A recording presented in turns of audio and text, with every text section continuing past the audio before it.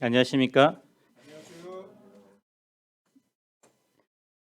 요한복음 4장 23절을 같이 읽고 시작하겠습니다.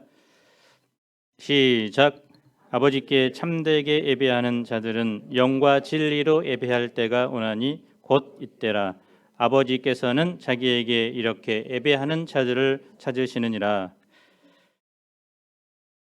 오늘도 아침에 물 한 잔 마시면서 시작하셨죠?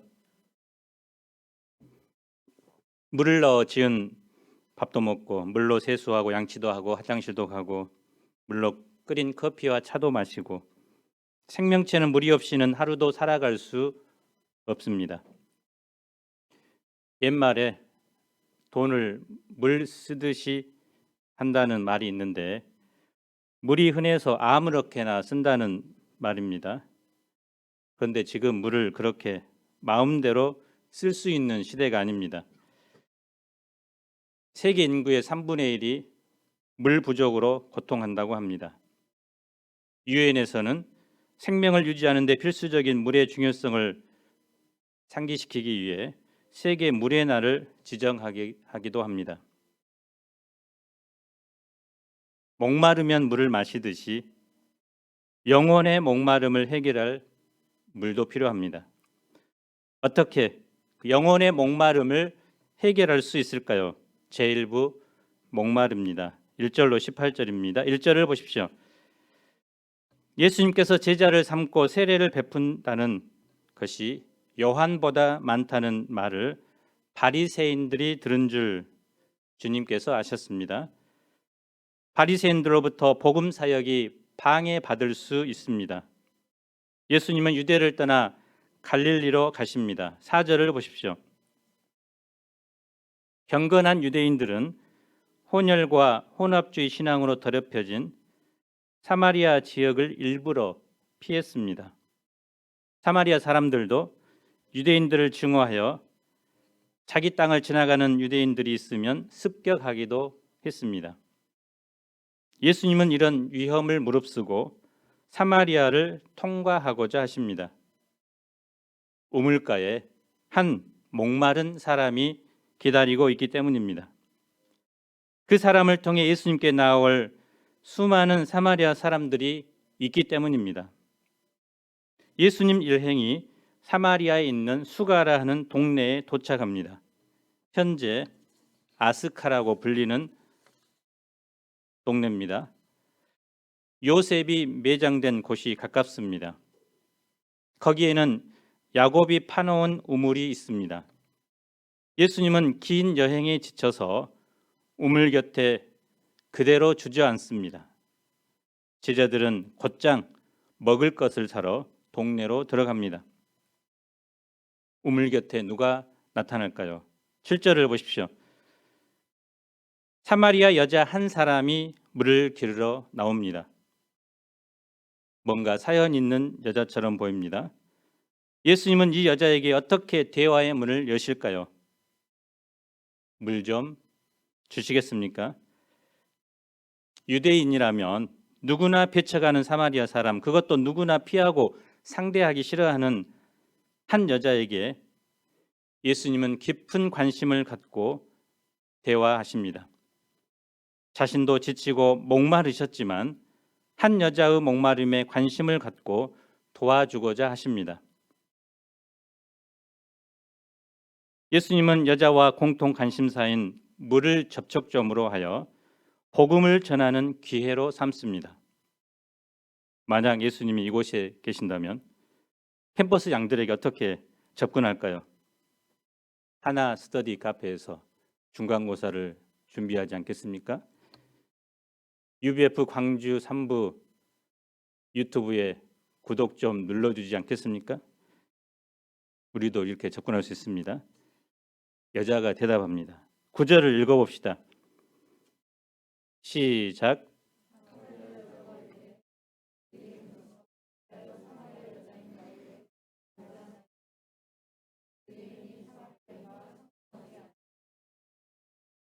여자는 차갑게 대합니다. 역사적인 배경이 있기 때문입니다. 이스라엘은 남과 북으로 나누어진 후 북이스라엘은 아수르에 의해 BC 722년에 망합니다.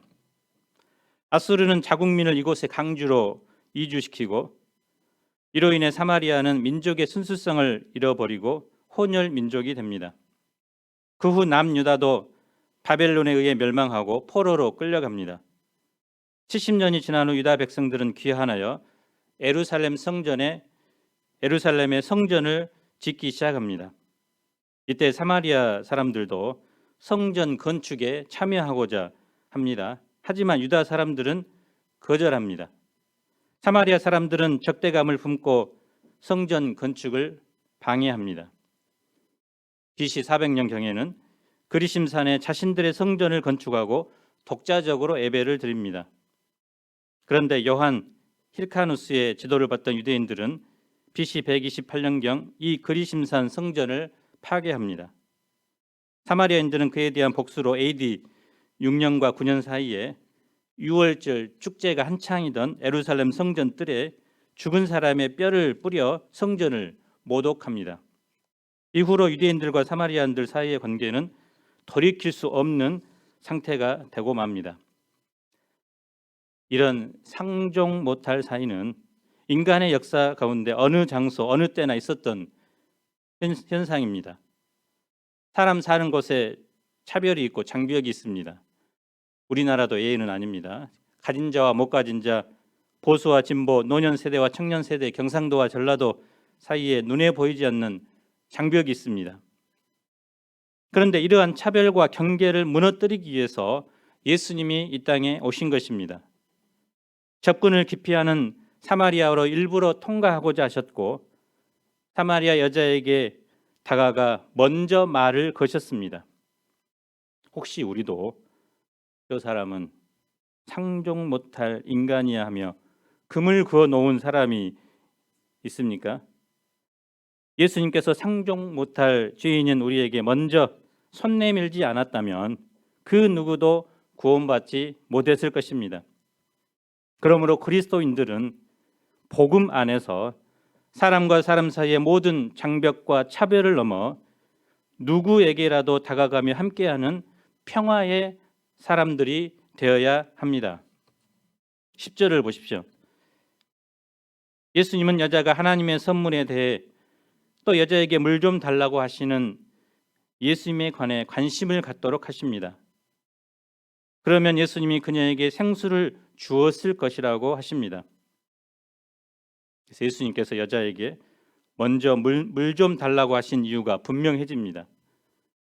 예수님께서 여자에게 물을 달라고 하셨지만 사실은 예수님이 여자에게 하나님의 선물을 주고자 하신 것입니다.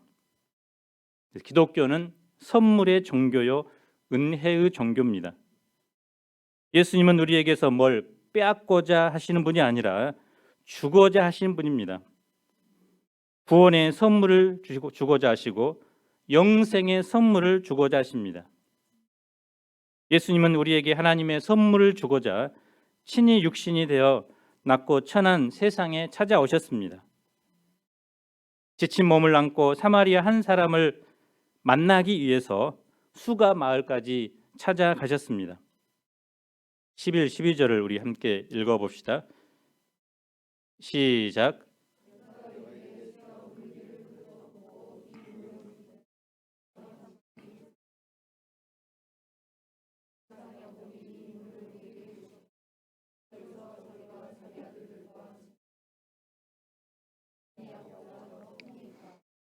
여자는 예수님이 주고자 하는 선물이 제주 삼다수나 동원 샘물 같은 생수인 줄 알았던 모양입니다. 야곱은 BC 17세기경 이 우물을 파서 무려 1700년 동안 수가 동네 사람들과 짐승들을 먹여 살렸습니다. 여자는 물길로 올 때마다 우물을 판 조상 야곱에 대한 깊은 존경심을 가졌습니다. 그리고 야곱과 예수님을 비교했습니다. 그런데 예수님은 이에 대한 대답은 하지 않고 다음과 같이 말씀하십니다. 야곱의 우물물 그리고 예수님께서 주고자 하는 그 우물물의 차이점이 무엇인가 말씀하십니다. 13, 14절을 함께 읽어봅시다. 시작.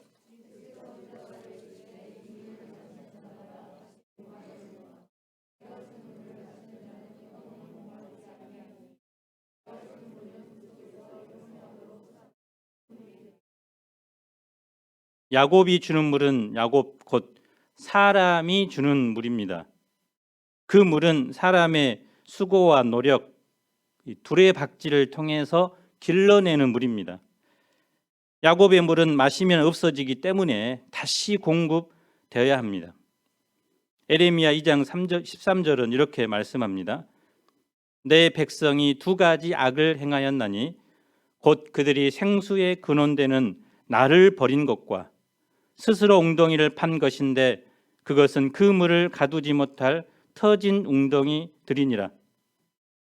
하나님은 인간이 만든 웅덩이들을 터진 웅덩이라고 말합니다. 다시 목마르게 되는 한계를 가지고 있다는 것입니다. 구약 백성 이스라엘이 버린 그 생수의 근원을 예수님께서 다시 주시고자 하신 것입니다. 요즘 현대인들은 대중문화의 우물을 열심히 팝니다. 과거 H.O.T, BTS, 요즘은 또 브레이브 걸스표 우물들을 상품으로 내놓습니다. 그래서 롤린, 일명이 가오리 춤을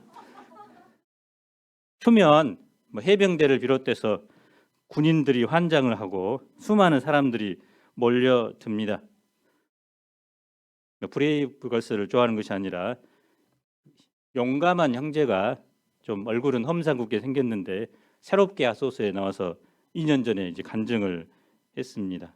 그래서 일진으로 소년원에도 다녀오고 그랬지만 하나님을 모태 신앙인데 극적으로 만나고 지금 매일 새벽 기도를 하는 신실한 사람입니다. 그래서 갑자기 역주행을 해서 브레이브 걸스가 뜨자 항상 말하는 것이 감사하라, 겸손하라, 교만하지 말라고 이런 조언을 하고 또 기도하라는 말을 자주 한다고 합니다. 세계 최대의 부자였다는 록펠러가 한 유명한 말이 있습니다. 한창 억만장자가 되어 돈을 벌 때 타임지의 한 기자가 그에게 물었습니다. 당신은 현재 가지고 있는 부유함에 만족하십니까? 그는 아니요라고 대답합니다. 기자가 그렇다면 당신은 얼마만큼의 돈을 벌어야 만족할 수 있겠습니까? 라고 묻습니다. 그때 록펠러는 조금만 더라고 대답했다고 합니다. 사람들은 조금만 더 하면서 돈을 벌지만 여전히 목마를 뿐입니다. 요즘 사람들은 내 집 마련이라는 인생의 목표를 가지고 삽니다. 영끌해서 내 집 마련의 꿈을 이루고자 합니다. 명품에 대한 목마름이 있습니다. 신상에 대한 목마름이 있습니다. 새로운 전자기기가 나오면 사지 못해 안달을 합니다. 막상 물건을 가지게 되면 한동안은 가슴 설레고 기쁘지만 금방 실증납니다. 사랑에 대한 타는 목마름도 있습니다. 어디 마음에 드는 이성이 없나 하며 이곳저곳 기울입니다. 남친 여친을 사귀고 꿈에 그리던 연애를 하게 되지만 서로 상처 주다가 결국 헤어지기를 반복합니다. 이런 예화가 있습니다. 어떤 도시에 남편감을 파는 한 백화점이 있었다고 합니다. 이 백화점에 가면 마음대로 남편감을 골라 살 수 있었는데 딱 한 가지 규정을 지켜야 했습니다. 이미 거쳐왔던 층으로는 되돌아갈 수 없는 것입니다. 두 처녀가 꿈에 그리던 남편을 사려고 이 백화점을 찾았습니다. 1층에는 직업이 있고 아이들을 좋아하는 남자들이 쭉 진열되어 있었습니다. 괜찮군. 1층 이 정도면 한 층 더 올라가 볼 필요가 있겠어. 2층에 갔더니 돈을 잘 벌고 아이들도 좋아하고 아주 잘생긴 남자들이 진열되어 있었다고 합니다. 아주 좋아. 더 올라가자. 3층에 갔는데 이번에는 돈도 잘 벌고 아이를 좋아하고 아주 잘생기고 집안일도 잘 도와주는 남자들이 있었습니다. 여자들은 우와, 여기서 멈출 수 없어 하며 4층에 올라갔습니다. 4층에는 돈도 잘 벌고 아이도 좋아하고 잘생기고 집안일도 잘 도와주고 아주 로맨틱한 완소남들이 진열되어 있었습니다. 4층 이 정도면 5층은 상상을 초월하겠구나. 그런데 5층 안내문에는 이렇게 적혀 있었습니다. 5층은 비어 있음. 만족을 모르는 당신, 출구는 왼쪽에 있으니 계단을 따라 내려가기 바람. 결국 이제 결혼을 못했습니다. 사람의 욕망의 끝은 어딜까요? 야곱의 우물물은 마셔도 여전히 목마릅니다. 돼지는 배만 부르면 행복합니다. 그런데 왜 사람은 결코 만족하지 못하는 존재일까요? 사람은 하나님의 형상을 따라 지어진 영적인 존재이기 때문입니다. 천재 수학자요 철학자였던 파스칼은 우리 사람의 마음에는 하나님이 아니고서는 채워질 수 없는 빈 공간이 있다고 말합니다. 기독교 철학자였던 어거스틴은 이렇게 말했습니다. 오 하나님, 우리는 하나님에게서 지음받은 피조물이기 때문에 우리가 하나님께로 돌아가기 전에는 마음에 진정한 평안이 있을 수 없습니다. 이것이 영혼을 지닌 사람의 실존입니다. 사마리아 여자는 어떤 물을 마셔야 할까요? 14절을 다시 한번 읽겠습니다. 시작. 내가 주는 물을 마시는 자는 영원히 목마르지 아니하리니 내가 주는 물은 그 속에서 영생하도록 솟아나는 샘물이 되리라. 예수님께서 주시는 물을 마셔야 합니다. 예수님은 자신이 바로 영생하도록 솟아나는 샘물을 주실 수 있다고 말씀하십니다. 내가 주는 물은 그 속에서 영생하도록 솟아나는 샘물이 되리라. 예수님께서 주고자 하시는 영생하도록 솟아나는 샘물은 바로 믿는 자들이 받게 될 성령을 가리킵니다. 성령은 야곱의 우물과 달리 절대로 고갈되는 법이 없습니다. 성령은 영원토록 믿는 자들의 속에 내주하십니다. 우리 속에 영생의 샘물이 거하기 때문에 끊임없이 우리는 그 물을 마실 수 있습니다. 성령은 우리 영혼을 살리는 생명의 물입니다. 성령과의 교제는 우리에게 참된 만족과 기쁨과 세상에서 맛본 적 없는 행복을 줍니다.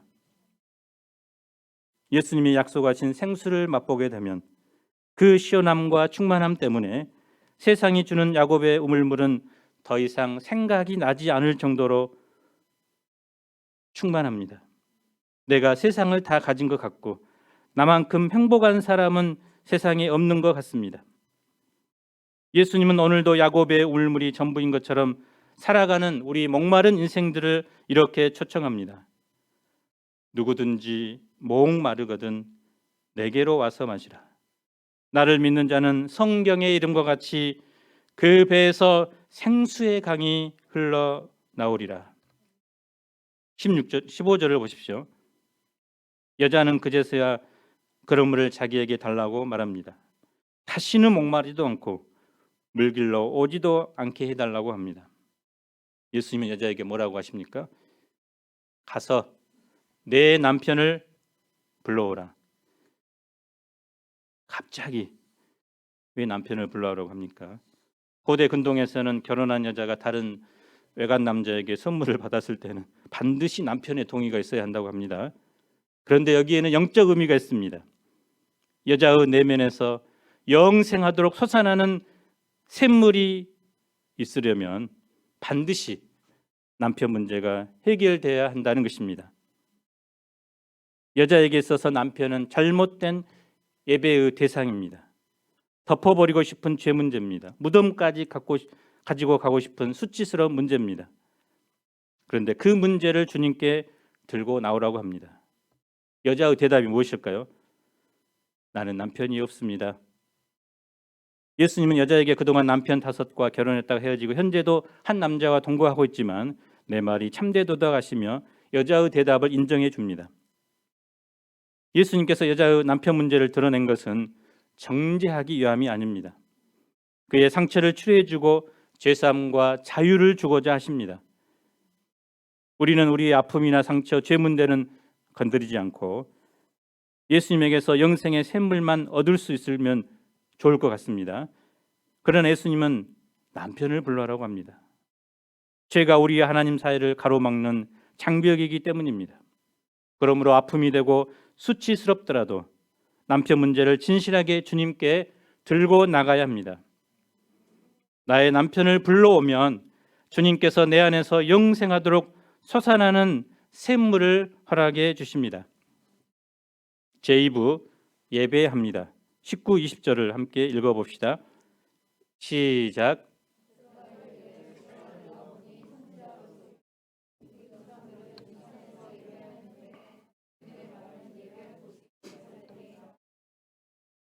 여자는 자신의 과거를 다 알고 계시는 예수님을 선지자라고 부릅니다. 그녀가 왜 갑자기 예배에 대해서 질문합니까? 목마름 가운데 일시적인 만족을 구하던 삶을 회개하고 영원하신 하나님을 예배하고자 하는 소원이 생겼기 때문입니다. 영생의 샘물을 맛보는 사람은 그 심령에서 하나님을 예배하고자 하는 강렬한 소원이 생깁니다. 그런데 막상 교회를 선택하려고 하니 조상들이 다니는 그리심산 교회로 가야 할지 아니면 유대인들이 다니는 예루살렘 교회로 가야 할지 헷갈렸습니다. 당시 어디에서 예배해야 하는가, 이 장소 문제는 단순한 장소 문제가 아니라 어느 것이 하나님께서 받으신 예배인가, 어느 것이 구원을 주는 예배인가 하는 중대한 종교적 논쟁거리였습니다. 이에 대한 예수님의 대답이 무엇입니까? 21절을 함께 읽어봅시다. 시작.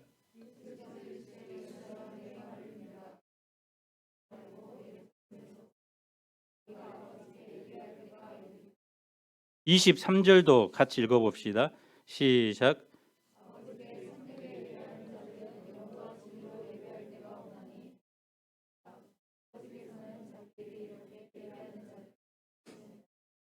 여기 반복되는 말이 예배할 때가 온다는 단어입니다. 이제 예배에 관한 논쟁은 장소의 문제가 아니라 때의 문제로 넘어온 것입니다. 그 때는 언제입니까? 그것은 하나님의 구원 계획 안에서 새롭게 예배를 드릴 새로운 시대가 시작된 것입니다. 예수님의 십자가와의 죽음과 부활을 통해서 성령 안에서 예배 드리는 새 시대가 열린 것입니다. 장소가 문제가 아닙니다. 중요한 것은 예배의 내용입니다. 예배자와 하나님과의 올바른 관계입니다. 하나님께서는 예배자가 어느 장소에 있든지 관심을 두지 않습니다. 예루살렘에서 드린다고 받으시는 것도 아니고 그리심산에서 드린다고 거절하는 것도 아닙니다. 예배란 무엇입니까? 예배는 사람이 온 우주와 자신을 지은 영원하신 창조주 하나님을 높이고 최고의 가치로 여기며 그분을 사랑하고 섬기는 행위입니다. 하나님이 찾으시는 예배자는 성령과 진리 안에서 예배를 드리는 사람입니다. 본문에 이 찾는다는 말이 대강 훑어본다는 의미가 아니라 집요하게 찾는다는 뜻입니다. 진짜 예배, 가짜 예배가 있는데 하나님은 진짜 예배를 드리는 참된 예배자들을 집요하게 찾고 계신다는 것입니다. 우리는 예배에 대해서 흔히 어떻게 생각합니까? 예배 본다라고 이제 하죠. 주일이 되면 정해진 시간에 모여 설교 듣고 특성 듣고 헌금을 하는 모든 행위를 가리켜 예배를 본다고 합니다.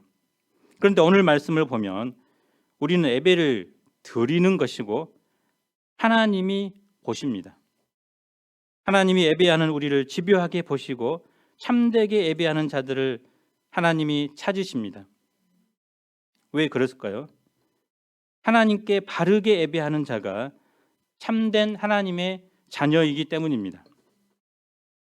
하나님은 바른 예배를 통해 우리를 만나고자 하시고 우리와 교제하고자 하십니다.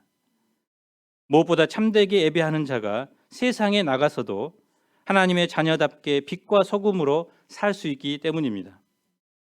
한 사람의 신자가 된다는 의미는 어떤 점에서는 참된 예배자가 되는 것입니다.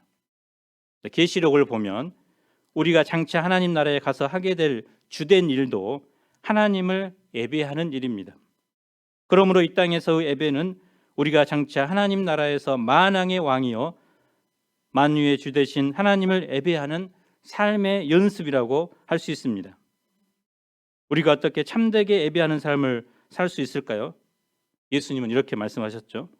영과 진리로 예배할지니라. 성령과 진리 안에서 예배를 드리라는 것입니다. 예수님은 눈에 보이는 예루살렘 성전을 무너뜨리고 성전 대신 성령을 처소로 삼으십니다. 성령 안에서 예수님을 통해 하나님을 만나도록 하십니다. 또 이 진리라는 것은 예배드리는 자의 진지하고 간절한 마음만을 말하는 것이 아니라, 원래는 진리는 그림자나 모조품의 반대말인 실체를 뜻했습니다.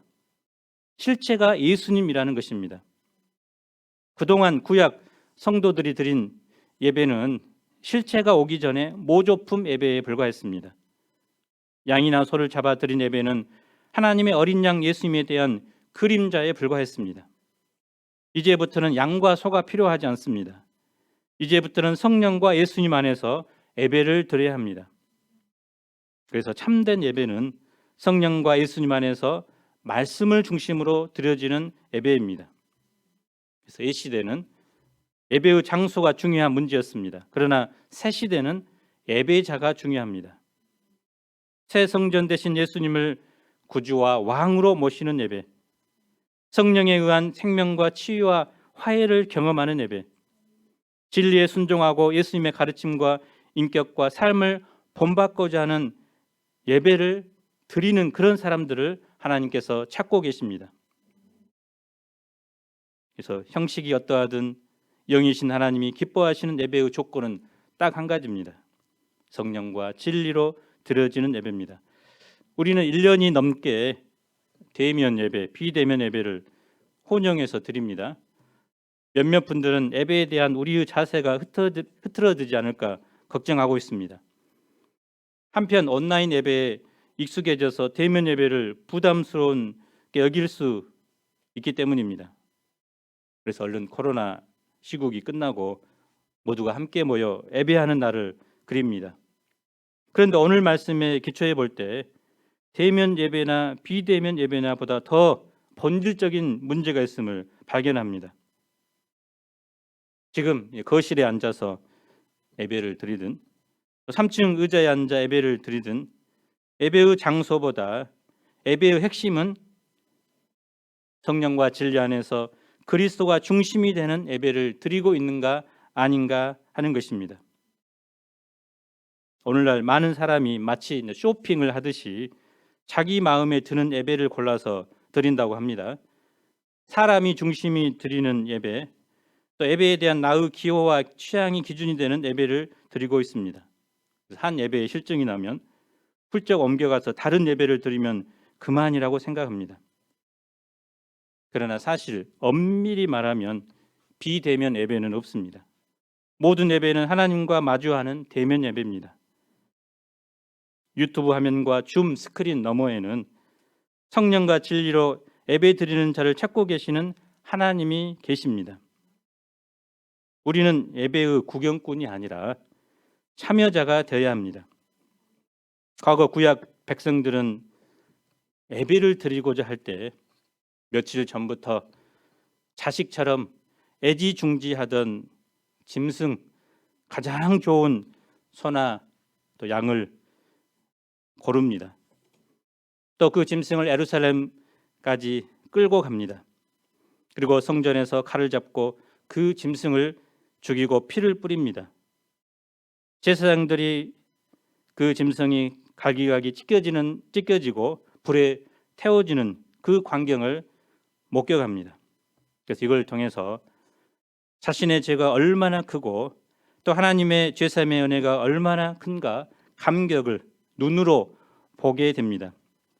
그래서 예배는 헌신과 희생이 들어갑니다. 주일 예배 한 번을 드리더라도 전날에 어떤 옷을 입고 교회에 갈까? 그런 마음을 하고 있는 사람이 별로 없겠죠. 또 주님께 드리는 그 헌물을 미리 준비하고 또 주님께로부터 놀라운 죄사함과 은혜를 받도록 간절히 기도해야 됩니다. 그래서 많은 중보기도원들이 이 예배를 위해서 아침잠을 부인하고 기도합니다. 또 내일 중간고사를 보는데 하나님을 만나는 그 기회를 포기하지 않기 위해 온 학생들도 있습니다. 그런 사람들이 진정으로 참된 예배자입니다. 우리 찬양 한번 불러보겠습니다. 주를 위한 이곳에.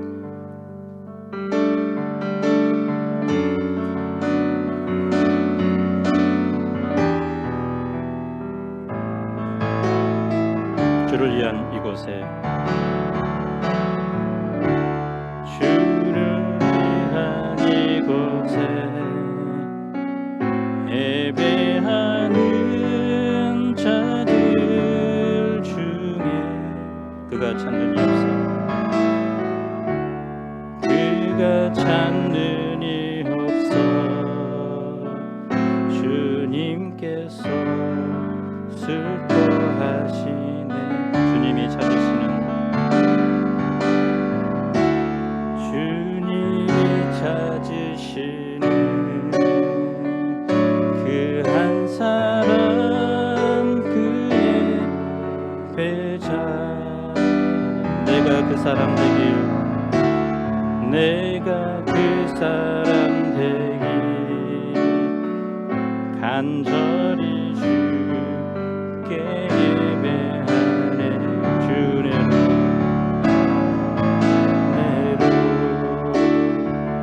이곳에 서 있네. 주 임재에 엎드려 절하네. 그 어느 것도 난 필요 없네. 주님만 경배해. 주내로 이곳에 서 있네. 주 임재에 엎드려 절하네. 그 어느 것도 난 필요 없네. 주님만 경배해. 우리가 주님을 예배할 때 그 세상 어느 것도 필요 없습니다. 단지 주님만 있으면 만족합니다 라는 고백이 있어야 합니다. A.W. 토저는 그리스도인의 모든 실패는 예배의 영광을 경험하지 못한 데서 기인한다고 했습니다. 우리가 사는 모든 인생의 실패는 예배에서 성공하지 못했기 때문입니다. 한 사람 안에서 하나님을 향한 예배가 바뀌면 삶이 바뀝니다. 바른 예배가 한 사람을 소성하게 합니다. 한 사람을 일주일간 그리고 일생 동안 감격과 희망 속에 살게 합니다. 우리는 예배를 통해서 하나님을 만나고 사죄의 은혜를 누리고 영생의 생물을 공급받을 수 있어야 합니다. 그 어디서 하나님을 만날 수 있을까요? 바로 예배의 자리입니다. 예배의 자리에 주님은 우리를 만나 주십니다. 내가 살아나고 나 한 사람이 살아나게 합니다. 그리고 교회를 살아나게 합니다. 그리고 그런 사람들을 통해서 세상에도 희망을 줍니다. 그런데 예배는 우리의 주일에 드리는 공적 예배만을 말하지 않습니다. 로마서 12장을 보면 사도 바울은 우리의 삶 전체가 예배라고 했습니다. 가정에서의 삶이, 직장에서의 삶이, 캠퍼스의 삶 자체가 하나님을 섬기는 예배의 행위입니다. 환자를 치료하는 행위, 학생들을 가르치는 행위, 중간고사를 준비하는 그 행위가 바로 하나님을 예배하는 것입니다. 예배는 우리의 삶의 주인을 주님께로 완전히 바꾸는 것입니다. 내가 인생의 주인이 아니라 하나님이 나의 주인이 되심을 고백하는 것입니다. 그리고 항상 무엇을 하든지 어디에 있든지 하나님을 의식하고 하나님을 우리 마음의 주인으로 모시고 경배합니다. 주님의 영광만을 드러냅니다. 하나님 중심으로 나의 삶의 질서를 바꾸고 가치관을 바꾸고 삶의 방식을 바꿉니다. 그때 우리 안에 진정한 생수가 다시 샘솟게 됩니다. 영혼의 기쁨과 행복이 밀려옵니다. 평소에는 사마리 여자처럼 살다가 주일만 교회에 나와 예배드리는 삶은 참된 예배자가 아닙니다. 학교에서든지 가정에서든지 직장에서든지 늘 하나님을 의식하고 성령의 인도하심을 받고자 기도하며 주님의 십자가와 부활의 공로로 살아가는 사람이 예배자입니다. 하나님께서는 지금도 진정으로 예배하는 그 참된 예배자를 찾고 계십니다. 결론입니다. 물을 달라고 하셨던 예수님도, 물을 길러왔던 예수님도, 여자도 모두 물을 마시지 못합니다. 더 이상 야곱의 우물물은 목마름을 채워주지 못하기 때문입니다. 야곱의 우물물을 대체하고 능가하는 영생의 샘물을 맛보았기 때문입니다. 그 물은 주님께서만 주십니다. 누구든지 이 물을 마실 때 더 이상 목마르지 않는 삶을 삽니다. 진정한 예배의 대상 예수님을 만나 그분을 예배할 때 우리는 목마르지 않는 인생을 살아갑니다. 우리가 한 주간 삶의 현장에서 참된 예배자로 살아갈 수 있기를 간절히 기도합니다. 4장 23절을 같이 읽어봅시다. 시작. 아버지께 참되게 예배하는 자들은 영과 진리로 예배할 때가 오나니 곧 이때라. 아버지께서는 자기에게 이렇게 예배하는 자들을 찾으시느니라. 하나님 아버지, 우리도 사마리아 여자처럼 목마른 인생을 살았던 자입니다. 지금도 여전히 목마른 삶을 삽니다. 우리가 주님께로 나아가 주님께서 주시는 영원토록 목마르지 아니하는 샘물을 맛보게 도와주십시오. 주님께 드리는 참된 예배를 통해 우리가 목마름을 해결하고 이제 주님을 예배하며 또 예배자로 살아갈 수 있도록 도와주시기를 간절히 기도합니다. 예수님 이름으로 기도합니다.